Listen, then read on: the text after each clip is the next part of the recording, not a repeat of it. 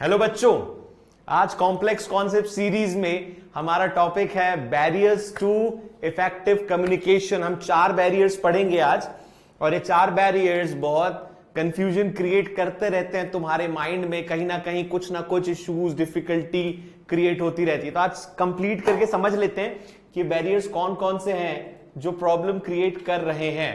4 barriers मैंने पहले ही बोला था, ये क्लास 12 के टॉपिक भी है, इंपॉर्टेंट है, पूछते भी हैं और समझना भी चाहिए। सबसे पहला बैरियर तुम लोगों को दिख रहा होगा, semantic barrier. Semantic is a kind of linguistic barrier जो लैंग्वेज की वजह से क्रिएट हो जाता है। मैंने कुछ बोला, तुमने कुछ समझा, मैंने कोई इशारा करा, तुम लोग की हम सब की एक आदत होती है, हमें हाँ और ना के बीच में हम कभी कभी ऐसे ही मुंडी हिला लेते हैं। मम्मी पूछती करेले की सब्जी खाओगे, मैं बोलता हूं हाँ, मतलब ठीक है, मना कैसे करें, तो हम कुछ ऐसे हिलाते हैं जिसका मतलब ना हाँ होता है ना होता है। तो ये लैंग्वेज बैरियर्स है।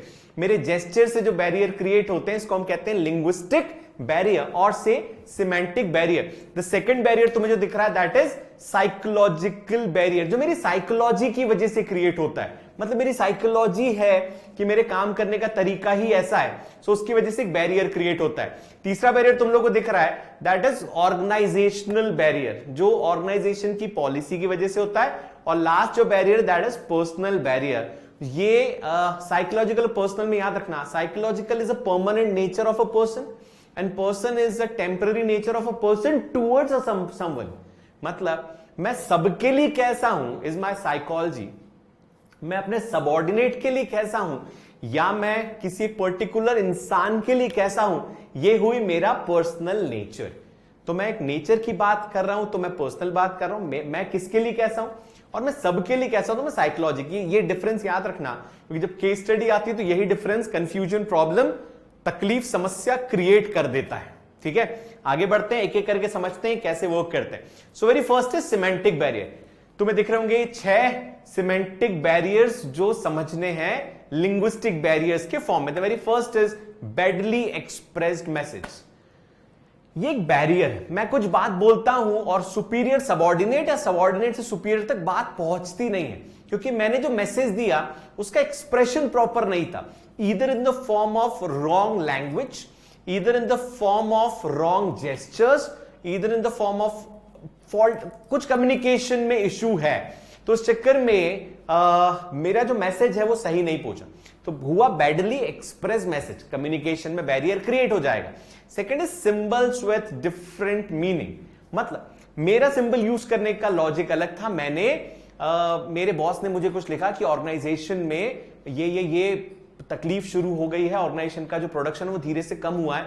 अब हमारी आदत है इमोजीज यूज करने की, इमोटिकन्स यूज करने की, हमने इमोटिकन्स इमोजी यूज कर ली, हंसने की जगह थोड़ा रॉफल वाला इमोजी चला गया, ज्यादा ही हंसने वाला, आंखों से आंसू निकल के हंसने वाला इमोजी चला गया, और मैं उसको कुछ और मैं सोच रहा था कि वो रोने वाला होगा, और मेरे बॉस ने समझ लिया ये तो रो के इतना हंस रहा है कि आंखों से आंसू आ गया। तो सिंबल्स विद डिफरेंट मीनिंग, मेरा सिंबल कुछ और था, वो कुछ और समझ गए। तो अगर मीनिंग सिंबल्स के अलग अलग हो तो मैसेज के कम्युनिकेशन में दिक्कत हो जाती। समझ में आया मैं कौन से इमोजीज की बात कर रहा हूं? सबको समझ में आ गया होगा, it's very known to you. Next is faulty translation. Lots of time Hindi को इंग्लिश में और इंग्लिश को हिंदी में या फिर किसी और लैंग्वेज में ट्रांसलेट करने में चीजों का मीनिंग बदल जाता है। इस चक्कर में होता है बैरियर्स, एक बैरियर क्रिएट हो जाता है कम्युनिकेशन में। हम जो बोलना चाह रहे हैं वो ना बोल के, वो ना समझ के कुछ और समझा जाता है, दैट इज अ बैरियर। ये एक तकलीफ क्रिएट होती है। Next is unclarified assumptions. मतलब मैंने अपने सबऑर्डिनेट को कुछ बोला और उसने पहले से मान के रखा हुआ है, कुछ अजम्पशन लिया है मेरी बातों का, मैंने उसको क्लियर ही नहीं करा, तो ये मेरे लैंग्वेज का बैरियर है, ये लिंग्विस्टिक बैरियर है, समझने का बैरियर है उसका, कि मैं वो जो अजम्पशन लेके बैठा हुआ था मैंने उसे क्लियर नहीं करा। अब जो मैं मैसेज दे रहा हूं, अगर आप कोई अजम्पशन लेके बातें करते हो और अब जो मैसेज मैं दे रहा हूं वो मैसेज उस हद तक पहुंचेगा ही नहीं, क्योंकि अजम्पशन गलत है, मेरे मैसेज के समझने का तरीका गलत है। सो ये हुआ एक बैरियर टू कम्युनिकेशन। फिर आता है technical jargon. Technical jargon is जब कोई पर्सन टेक्निकली कुछ, जैसे मैंने कुछ मैसेज भेजा और वहां पे टेक्निकल इश्यू हो जाए, टेक्निकल बैरियर, टेक्निकल कम्युनिकेशन में चैलेंज है, so technical challenge is a barrier to communication, mobile काम ना करना, नेटवर्क काम ना करना, मुझे लगा मैंने दे दिया, मुझे लगा मैसेज पहुंच गया, वहां नेटवर्क ही नहीं है, 2 टिक आ गए, ब्लू नहीं आया, मैंने मान लिया मिल गया होगा, मैंने मान लिया ठीक है इसने व्हाट्सएप पढ़ लिया होगा, सो एक क्रिएट होता है issue with the communication.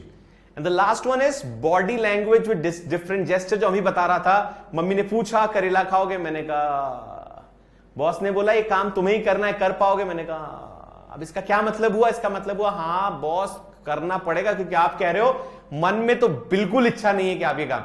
So this is body language and gesture. So body language plays a very vital, very important role in communication. जो मैं बोलता हूं वही मुझे एक्सप्रेस भी करना चाहिए, तभी ये कम्युनिकेशन एडवांस होता है। अब हम अगर इसको लास्ट वाले पॉइंट को मजाक में ना ले तो yes it's a fact of all the communication process in the organisation. तुम आगे जाके जब ऑर्गेनाइजेशन को ज्वाइन करोगे, एक बात बहुत अच्छे से याद रखना, your communication and your body language must be sync, एक दूसरे से मैच करनी चाहिए। तुम्हारे चेहरे के जेस्चर्स, तुम्हारे बॉडी लैंग्वेज, ये सब वही होने चाहिए जो तुम बोलना चाहते हो। सो कम्युनिकेशन हमेशा बहुत ज्यादा इफेक्टिव होगा, ये बात समझना। नेक्स्ट देखते हैं सिमेंटिक के बाद। सेकंड वन है साइकोलॉजिकल बैरियर। मैंने बताया था ये मेरी साइकोलॉजी पे बेस्ड होता है, जैसे प्री मैच्योर इवैल्यूएशन। फर्ज करो मेरी एक आदत है या तुम में से किसी की आदत होगी, हम किसी भी चीज को सुनने के पहले इवैल्यूएशन कर लेते, प्री मैच्योर, यही बोलने जा रहा होगा। मेरा एक दोस्त मेरे पास आया और उसने मुझे बोला लोकेश कुछ काम है, तो मैंने बोला यार काम है मतलब पैसे ही मांगने आया होगा, तो हो सकता है पैसे ही मांगने आया हो, मैंने प्री मैच्योर इवैल्यूएशन ले लिया। अब वो जो भी बातें कर रहा है मुझे लग रहा है he is actually talking about money, he wants some money, वो नहीं करने जा रहा, तो दिस इज अ बैरियर। मैंने उसकी बात सुनी नहीं, वो जो कम्युनिकेट कर रहा था मैंने नहीं सुना, क्योंकि मेरी यूजुअल एक आदत है मैं प्री मैच्योर इवैल्यूएशन कर लेता हूं अगर ऐसा है। So this will create a barrier for communication. The next is lack of attention. तुमने बहुत बार सुना होगा, कई बार कोई स्पीच चलती है, क्लास में कोई टीचर पढ़ा रहा है, पापा मम्मी कुछ बोल रहे हैं, हमारी आंखें उनकी तरफ होती है, बट दिमाग पूरे दुनिया में कहीं और घूम रहा है। दिमाग घूम रहा है यार परसों दोस्त का बर्थडे है, मैं क्या गिफ्ट दूंगा, दिमाग घूम रहा है, मैच हो गया, आईपीएल स्टार्ट हो गया है, आईपीएल आ गया है, आईपीएल में कौन सी टीम जीतेगी, मैंने तो दोस्त से शर्त लगा लिया था। सो दिमाग वहां घूम रहा है, मेरी आंखें यहां पे। This lack of attention is a barrier for effective communication. चीजें हमें समझ में नहीं आएगी, सुनाई देगी, कान खुले हैं, दिमाग पूरा बंद है। फिर एक नेक्स्ट है loss of transmission. Again A psychological issue with the person, कि मुझे किसी ने कोई बात बोली है, आगे फॉरवर्ड करने के लिए मेरे बॉस ने मुझसे बोला कि ये बात है 2 दिन बाद मुझे याद दिला देना है, या अपने नीचे थे सबऑर्डिनेट है, 2 दिन बाद ये बात बता देना अपने सबऑर्डिनेट्स को। और मैं वो ट्रांसमिशन लॉस कर गया। ट्रांसमिशन मतलब 2 दिन बाद मुझे याद ही नहीं रहा कि बॉस ने क्या बोला था। तो ट्रांसमिशन मतलब एक मैसेज को हम कितना कैरी कर पाते हैं। ये एक्चुअली ये दिक्कत होता पुअर रिटेंशन पावर के साथ होता ना। मम्मी बोलती बादाम खाओ, बादाम खाने से याददाश्त तेज होगी। सो दिस इज अ याददाश्त वाला इशू कि मेरी याददाश्त ही कमजोर है, मैं नहीं याद रख पाता। तो this will create a barrier for effective communication in the organisation. Last is distrust. ये बहुत अच्छे से समझना, इसका लास्ट पॉइंट और नेक्स्ट का फर्स्ट पॉइंट बहुत क्लैश करेगा। नाउ डिस्ट्रस्ट इज मुझे जनरली किसी पे भरोसा नहीं होता। So this is a psychological issue of me, या तुम में से किसी को नहीं होता होगा, तो this is a psychological issue for you. ये एक psychological issue, and trust anyone, ठीक है। तो ये अगर ट्रस्ट ही नहीं होता तो मुझे उसकी बात सुनने में या उसको बात बोलने में एक गैप रहेगा, एक वॉल क्रिएट होगा, and this gap is a barrier for communication. नहीं हो पाएगा इफेक्टिव कम्युनिकेशन अगर भरोसा नहीं है तो, डिस्ट्रस्ट हो। ये सब पे होता है, किसी एक पे नहीं। अब यहां देखो दूसरा क्या लिखा हुआ, lack of confidence of superior over subordinate. Superior का कॉन्फिडेंस नहीं है। अब इन दोनों में अंतर समझना, कौन सा वाला? पहले मैंने बोला था distrust. Distrust was a psychological barrier. अब हम बात कर रहे हैं पर्सनल बैरियर की। पर्सनल बैरियर क्या होता है? यहां पे सुपीरियर बोलता है कि मुझे अपने सबऑर्डिनेट पे भरोसा नहीं है, ये लोग बोलते कुछ और है, करते कुछ और है, ये हमारे सबऑर्डिनेट लोग हैं ऐसे ही। अब ये क्या मेरी साइकोलॉजिकल इशू है? नहीं, This is, I don't trust my subordinate or few subordinates. Now this is a personal issue. This is a personal barrier with few subordinates. This is not this is not my psychological issue. ये मेरा complete psychological issue नहीं है. ये एक temporary है. ठीक है, इनके साथ इनको चेंज कर दो, मेरे सबॉर्डिनेट को हटा दो, XYZ जो भी नाम है, राम गोपाल श्याम वर्मा जो भी नाम है, इनको हटा दो, दूसरे ले आओ. तो दूसरे ले आओगे तो क्या होगा? दूसरे ले आओगे तो मुझे इन पे ट्रस्ट होगा, ट्रस्ट बिल्ड हो जाएगा. ठीक है, तो नेक्स्ट इज, समझ में आया दोनों में अंतर? डिस्ट्रस्ट में कंप्लीट साइकोलॉजिकल इश्यू था, किसी पे ट्रस्ट नहीं था, और lack of confidence over superior में मुझे किसी एक पे भरोसा नहीं था. इससे रिलेटेड जब केस स्टडी आती है तो बहुत अच्छे से याद रखना दोनों का difference. The next is lack of incentives. Personally, if I feel कि working in a particular organization, giving them suggestions, working overtime, working for the betterment of the organization will not fetch any kind of incentive for me. मुझे कुछ फायदा ही नहीं होता ये सब करने से. So what will I do? मैं उतना ही काम करूंगा जितना करना चाहिए. I'll not go beyond my limit and work for the org. मैं क्यों करूं एक्स्ट्रा काम? I'll not work. मैं अपने काम से ज्यादा काम नहीं करूंगा. इससे कम्युनिकेशन बैरियर क्रिएट होता है. क्या कि मुझे लगता है ऑर्गेनाइजेशन में कुछ खराब हो रहा है, मैं नहीं बताऊंगा. क्यों? क्योंकि मुझे लगता है कोई इंसेंटिव नहीं है.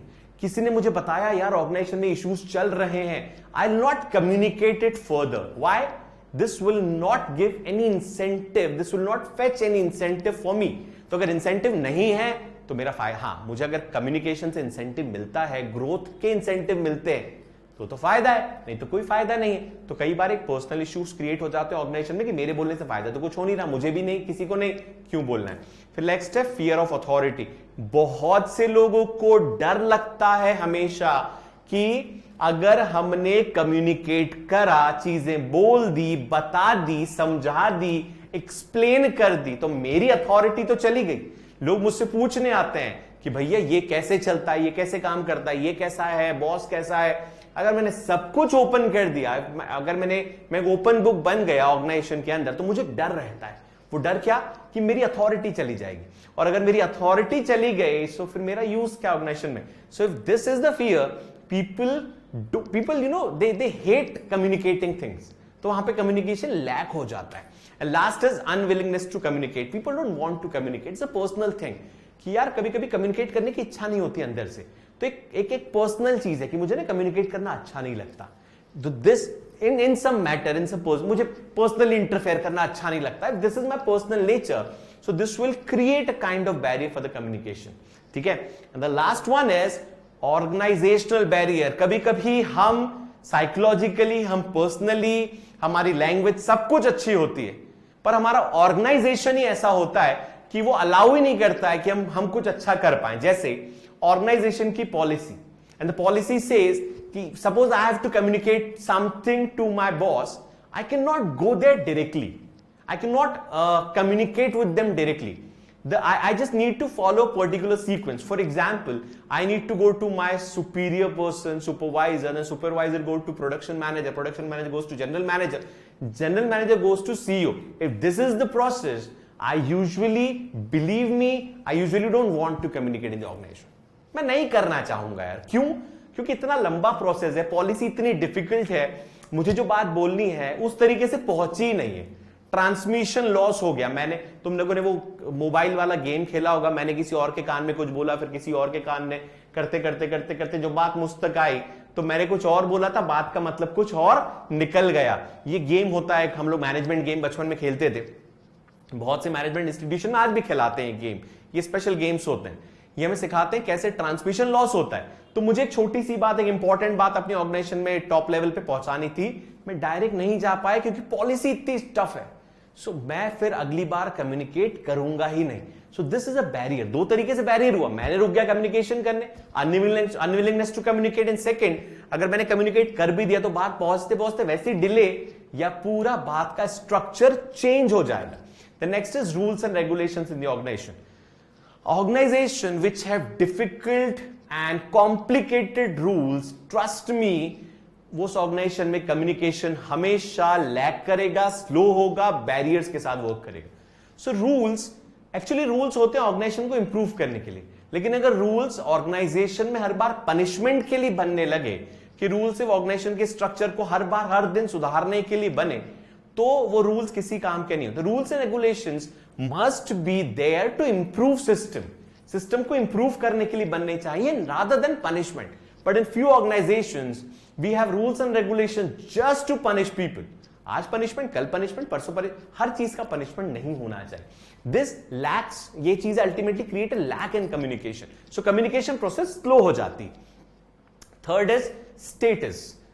ऑर्गेनाइजेशन में तुम लोगों को पता होगा, बहुत सी ऑर्गेनाइजेशन में अननेसेसरी स्टेटस क्रिएट करते हैं.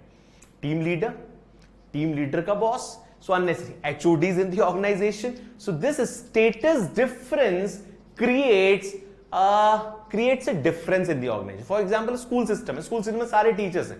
उन टीचर में टीचर के ऊपर लिया मैथ का सीनियर टीचर, मैथ का senior to senior teacher, math का HOD, मैथ का HOD का HOD. सो अगर इतने सारे स्टेटस डिफरेंस क्रिएट कर दिए तो ये स्टेटस डिफरेंस कहीं ना कहीं कम्युनिकेशन को रोकेगा. Status must be same. In order to communicate कम स्टेटस हो तो लोग मैं हमेशा I would really prefer to communicate to my colleagues rather than to my superior. मैं अपने कलीग से ज्यादा बात करना पसंद करूंगा. और अगर हर बार कलीग से ज्यादा हट के हर कलीग सेम लेवल पे ना होके कलीग के बीच में सुपीरियर सबऑर्डिनेट रिलेशनशिप ही बना दिया, स्टेटस ही चेंज कर दिया, वर्टिकल लाइन में डाल दिया हर बार, तो फिर मैं कम्युनिकेट करूं किससे? कोई या तो मेरा सीनियर है, मेरा जूनियर है. जूनियर से बात करना मुझे लगेगा it's not of my status. Senior से बात करना मुझे लगेगा I am not of his status. So ultimately communication तो खत्म हो गया ना. So barrier of communication work कर जाएगा. Fourth one is complexity in the organisation. जितना कॉम्प्लेक्स होगा कम्युनिकेशन उतना ही वीक होगा. ऊपर के 2 पॉइंट्स इस बात को समझाते हैं, तीनों पॉइंट इस बात को समझाते हैं. First, second and third. Organisation में there has to be direct communication between superior and between the lower level and top level authorities. एक पॉइंट होना चाहिए जब हर कोई डायरेक्ट कम्युनिकेट भी कर पाए. दूसरी चीज, rules and regulation must be simple, must be there to improve the organisation status rather than to punish people. Second, the third is status बहुत ज्यादा नहीं होने चाहिए, इतना कॉम्प्लेक्स सिस्टम नहीं होना चाहिए ऑर्गेनाइजेशन का. It has to be simple system. जितना सिंपल ऑर्गेनाइजेशन होगा उतना कम्युनिकेशन फास्ट होता है, ऑर्गेनाइजेशन ग्रो करेगा कम्युनिकेशन फास्ट होने से. Last one is facilities in the organization. Suppose हम नहीं कर पाते हैं, अब मुझे अगर टॉप लेवल से बात करना बहुत मुश्किल लगता है. नायक मूवी का एक तुम्हें एक एग्जांपल याद दिलाता हूं. नायक मूवी शूट हुई थी अनिल कपूर की, वो एग्जांपल से याद आता है. लास्ट में the last scene of the Nayak movie is if anyone wants to communicate to the chief minister of a state, that too state like Maharashtra, इतना बड़ा state. So what can they do? Rather than following a procedure, protocol, they can just drop a letter in the drop box, complaint box. आप letter drop कर दो तो बात सीधे किसके पास. तो उसमें नायक मूवी में अनिल कपूर ने बोला था कि ये जो लेटर बॉक्स है इसको सीधे मैं हैंडल करूंगा, ये इसके सारे कंप्लेंट्स डायरेक्ट मुझ तक आएगी. So if I want to communicate anything to the chief minister, मैं सीधे उसको लेटर बॉक्स में डाल दूं. कम्युनिकेशन आसान हुआ. फिर वो बॉम्ब प्लांट करते हैं, उनको पता चलता है, वो लोग क्या करते हैं, लेटर बॉक्स में चीजें डाल देते हैं, सीधे पता चल जाता है. एक मूवी थी, मूवी का छोटा सा सीन था, कोई बहुत बड़ा उसमें कोई बहुत बड़ी चीज नहीं थी, लेकिन एक बहुत बड़ा मैसेज था कि अगर फैसिलिटीज ऐसी दे दो कि अगर कम्युनिकेशन नहीं हो पा रहा है तो if will provide some special facilities in the organization, this will improve communication. By default communication improve हो जाता है. अगर एक आम आदमी चीफ मिनिस्टर तक बातें पहुंचा सकता है, एक मूवी में ऐसा दिखाया गया है, तो ऑर्गेनाइजेशन में तो एक लेबर अपने बॉस तक बात पहुंचा ही सकता है. दोनों एक ही ऑर्गेनाइजेशन में काम कर रहे हैं, एक ही एम के लिए काम कर रहे हैं, that is growth of the organization. So communication easy होगा. ठीक है, एक बार जल्दी से क्विक रिवीजन लेते हैं. चलो, so we have 4 different communication: semantic, psychological, personal and organizational. Semantic मतलब लिंग्विस्टिक, साइकोलॉजिकल जो तुम देख रहे हो, साइकोलॉजिकल इज पर्सन की जनरल नेचर, किसी इंसान का. फिर ऑर्गेनाइजेशन, जितनी पॉलिसीज कॉम्प्लेक्स होगी, डिफिकल्ट होगा कम्युनिकेट करना. लास्ट इज पर्सन, एक पर्सन का इंटरनल नेचर होता है, पर्सनल नेचर होता है किसी पे ट्रस्ट करता है, किसी पे ट्रस्ट नहीं करता, this is the personal nature of a person. इसके हिसाब से भी कम्युनिकेशंस डिले होते हैं। So this is all about barriers to communication. Hope things are clear, चीजें समझ में आई होगी। अगर तुम्हें कोई भी ऐसा डाउट स्पेसिफिकली होता है related to case studies in business studies और in case of accounts and economics, तुम लोग नीचे या इस टॉपिक से रिलेटेड तुम लोग नीचे कमेंट बॉक्स में कमेंट कर सकते हो। ये सेकंड ऑप्शन इज तुम लोग हमारे टेलीग्राम चैनल पे आके वहां पे डाउट्स पूछ सकते हो। It is open for all, it's free for all. Telegram channel में कॉमर्स एज में डाउट्स पूछा जा सकता है। सबको ये बात पता है, जिनको नहीं पता है वो ये बात समझ लो। नीचे लिंक दी हुई है, लिंक में जाओ टेलीग्राम चैनल पे और डाउट्स पूछो। I am Lokesh Mule, I am one of the founders of Commerce Edge. ऐसे सारे आगे आने वाले वीडियोस के लिए तुम लोग लाइक, शेयर और सब्सक्राइब जरूर कर लो और बेल आइकन प्रेस करना ताकि नोटिफिकेशन तुम्हें मिलता रहे पढ़ाई से रिलेटेड और इंपॉर्टेंट वीडियोस और इंफॉर्मेशन के लिए। Thanks a lot for listening carefully. Thank you.